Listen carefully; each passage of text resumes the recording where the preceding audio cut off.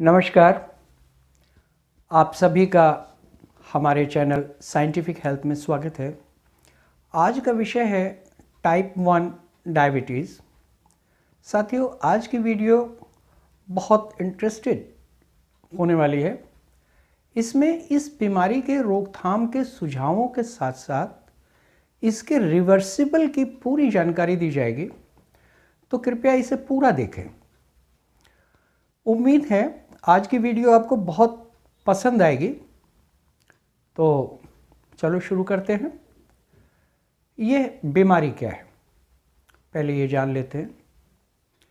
इस बीमारी में हमारे शरीर में इंसुलिन नाम का एक हार्मोन होता है जो बनता ही नहीं या बहुत कम बनता है, जिसकी वजह से हमारे ब्लड स्ट्रीम से ग्लूकोज हमारी सेल्स और ऑर्गन्स में नहीं जा पाता और ब्लड स्ट्रीम में ही ग्लूकोज की मात्रा बढ़ती रहती है।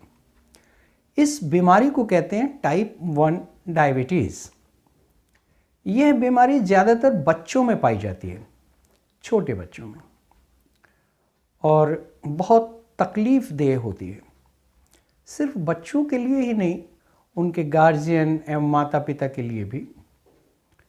तो आज इसी पे चर्चा होगी कि कैसे इसकी रोकथाम करें और कैसे इसे रिवर्स करें। तो अब ये जानते हैं कि इंसुलिन क्यों नहीं बनता या क्यों कम बनता है। इसकी वजह होती है हमारी पैनक्रियाज ग्लैंड जो इंसुलिन बनाती है, वे अगर किसी वजह से डैमेज हो जाए किन्हीं कारणों से, तो इंसुलिन बनना बंद हो जाएगा।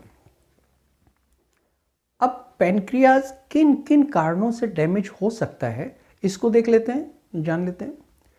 इसके 2-3 कारण हो सकते हैं।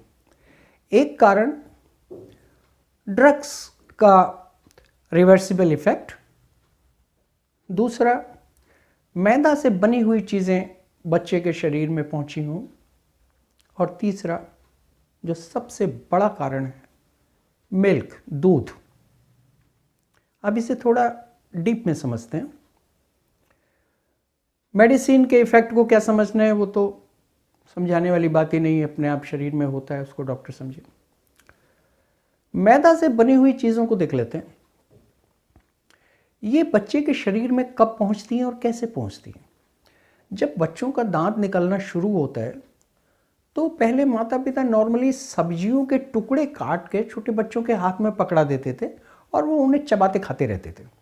लेकिन आजकल क्या होता है, बिस्किट पकड़ा देते हैं या नमक पारे पकड़ा देते हैं, मट्ठी पकड़ा देते हैं। ये सब मैदा की चीज़ें हैं या मैदा की बनी हुई चीज़ें पकड़ा, बच्चा वही चबाता रहता है, खाता रहता है, और वो मैदा उसके पेट में पहुंचती रहती है।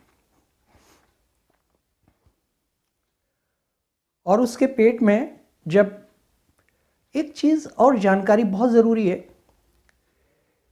कि मैदा बनाते वक्त, जब मैदा बनता है उसकी प्रोसेसिंग में एक केमिकल पाया जाता है, केमिकल मिलाया जाता है, जिसका नाम है, जिसे कहते हैं एलॉक्सिन। ये हमारे शरीर के लिए एक पॉइजन है और बच्चे के शरीर में पहुंच गए ये उसकी बीटा सेल्स को किल कर देता है, यानी पैनक्रियाज को ही उसके डैमेज करना शुरू कर देता है, मार देता है, और इंसुलिन की प्रोडक्शन बंद हो जाती है। ये बात सभी गार्जियन, सभी माता पिता को समझ लेनी चाहिए। अब इसके बाद आता है मिल्क, जो बहुत बड़ा कारण है। मैंने पहले भी कहा, फिर कह रहा हूँ, डायबिटीज़ टाइप 1 का ये एक मेजर कारण है। अब ये कैसे डैमेज करता है ये देखते हैं। मिल्क का जो प्रोटीन है वे बिना डाइजेस्ट हुए हमारी ब्लड स्ट्रीम में पहुंच जाता है, और अनडाइजेस्टिव कोई भी चीज़ हमारे ब्लड स्ट्रीम में नहीं जा सकती, रह ही नहीं सकती, लेकिन ये पहुंच जाता है। तो इसको वहाँ से हटाने के लिए, उसे किल करने के लिए, मारने के लिए हमारे शरीर की रोग प्रतिरोधक क्षमता यानी इम्यूनिटी, वह अपना इस्तेमाल करती है, अपना काम करती है, और उस मिल्क के प्रोटीन के अगेंस्ट में एंटीबॉडीज तैयार करती है। जो मिलकर प्रोटीन को तो मारती ही मारती है, किल करती ही करती है, लेकिन साथ साथ वह हमारी पैनक्रियाज को भी डैमेज कर देती है, उसे भी किल करना शुरू कर देती है और अंतर डैमेज ही कर देती है। तो यहां क्या हुआ, क्यों डैमेज किया, एक कंफ्यूजन हो गया, क्योंकि मिल्क के प्रोटीन की शेप और साइज लगभग बीटा सेल से बिल्कुल मिलते जुलते हैं। दोनों ही 18 रिंग स्ट्रक्चर है। अब यहां हमारी इम्यून पावर हमारे शरीर के अगेंस्ट काम कर रही है, हमारे ही ऑर्गन को मार रही है। तो इस एक्शन को हम ऑटो इम्यून डिजीज कहते हैं। यानी टाइप 1 डायबिटीज एक ऑटो इम्यून बीमारी है। अगर ऐसे बच्चों का ब्लड सैंपल टेस्ट करेंगे तो उनके ब्लड में मिल्क के प्रोटीन के अगेंस्ट में एंटीबॉडीज मिलेंगी, आपको ब्लड में पाई जाएंगी। अब सवाल आता है इससे बचाव कैसे किया जाए। तो सीधी बात है, बच्चे को दूध देना बंद कर दो। दूध मतलब बाहर का दूध, मदर्स फीड नहीं, वो तो उसके लिए अमृत है। दूध मीन्स एनिमल मिल्क, किसी भी प्रकार का एनिमल मिल्क, गाय भैंस भेड़ बकरी कोई भी, सब बंद कर दो। इससे थोड़े समय में ही जो एंटीबॉडीज बनी है शरीर में मिल्क के अगेंस्ट, प्रोटीन के अगेंस्ट, वो चली जाएंगी, हट जाएंगी और रीजेनरेट होने लगेगा पैनक्रियाज। इसमें थोड़ा समय काफ़ी लगता है, लेकिन रिवर्सिबल हो जाता है, रीजेनरेट होने लगती हैं सेल्स। ये सारी जानकारियाँ मेडिकल बुक से ली गई हैं, आप इंटरनेट पर सर्च कर सकते हैं। ये सब जगह बिल्कुल ऐसा ही है जैसा मैंने आपको बताया। अब बात करते हैं बड़ों में क्या हो जाता है, क्यों हो जाता है, उनके ब्लड स्ट्रीम में मिल्क का प्रोटीन कैसे पहुंच जाता है। तो उसकी वजह है उनके पेट की जो मोटाई है, थिकनेस, वो बहुत कम हो गई है। यानी पहले काफ़ी मोटी होती थी, आजकल बहुत पतली हो गई है। और इतनी पतली हो गई है कि मिल्क का प्रोटीन बिना डाइजेस्ट हुए ब्लड स्ट्रीम में पहुंच जा रहा है। और इस बीमारी को कहते हैं लीकी गट सिंड्रोम। आपकी जानकारी के लिए मैं आपको बता दूं, आजकल 80% लोगों में लीकी गट सिंड्रोम है। ये मेडिकल सर्वे है, मेडिकल रिपोर्ट है जो मैं आपको बता रहा हूं। तो अगर आपको लीकी गट नहीं है तो फिर आप दूध पी सकते हैं, वरना ना पीजिए, यही बेहतर है।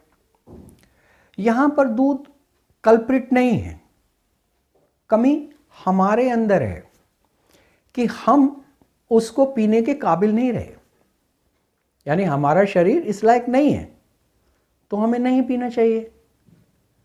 ये बीमारी है लीकी गट, ये जेनेटिकल है, एक पीढ़ी से दूसरी पीढ़ी, तीसरी पीढ़ी, ऐसे ये चलती रहती है।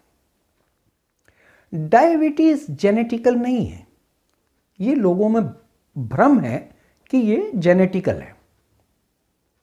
अब इसका निवारण थोड़ा उस पर गौर कर लें।